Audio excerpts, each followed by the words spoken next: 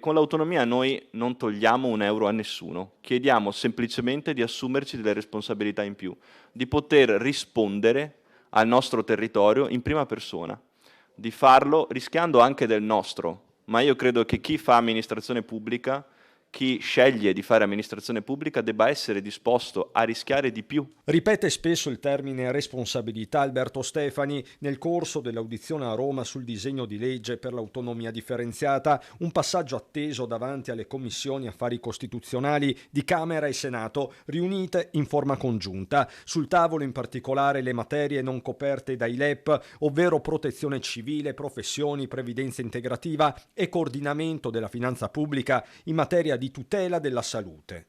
Aumentare gli stipendi per il personale sanitario? Sì, lo riteniamo necessario. Garantire una maggiore previdenza per i nostri lavoratori? Sì, lo riteniamo necessario.